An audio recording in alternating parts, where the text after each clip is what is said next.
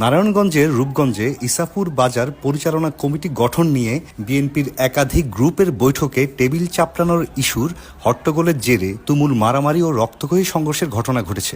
এতে যুবদল নেতা বাতেন পারভেজ সহ আহত হয়েছেন 5 জন।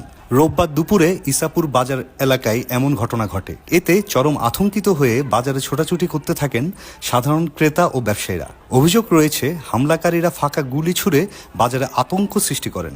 হামলার শিকার বাতেন পারভেজ বলেন, বাজারের দক্ষিণ পাশে ফাঁকা জায়গায় কমিটি নির্ধারণ করার জন্য বৈঠক করাকালে পূর্বশত্রুতার জের ধরে ইসাপুরার বাসিন্দা রাসেল ভূঁইয়া, তার সহযোগী রাসেল আলম বাবু, রিপন, সাইদুল খন্দকার সহ অজ্ঞাত আরও 40 থেকে 50 জন বিবাদী হাতে দা, লোহার রড, চাপাতি, চাইনিজ কুড়াল, পিস্তল সহ বিভিন্ন দেশীয় অস্ত্রশস্ত্রে সজ্জিত হয়ে অতর্কিত আক্রমণ করে। এ সময় বিবাদী রাসেল ভূঁইয়া হাতে থাকা পিস্তলের ডার্ট দিয়ে বাম চোখে গুরুতর জখম করে। আশেপাশের লোকজন এলেই রাসেল ভূঁইয়া পিস্তল দিয়ে ফাঁকা গুলি ছুড়ে প্রাণনাশের হুমকি দেন। এ ঘটনায় 5 জন আহত হয়েছেন। এই বাবু, ওই যে রাশেদ আলম বাবু, ওরা একটা বাহিনী তৈরি করছে।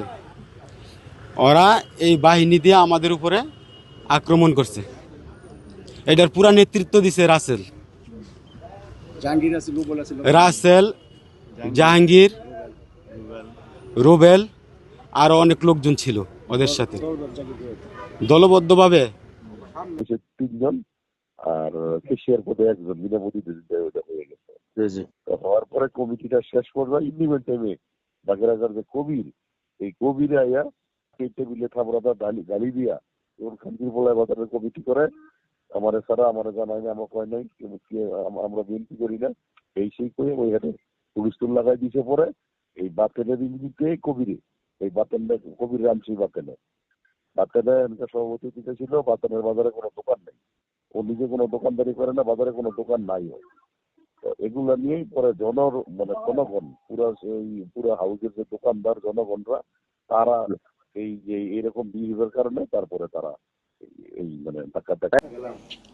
আপনারা জানেন, রূপগঞ্জ থানাধীন ইসাপুরা বাজারে এখানে বাজার কমিটি নিয়ে আজকে বাজারের লোকজন এখানে বসছিল।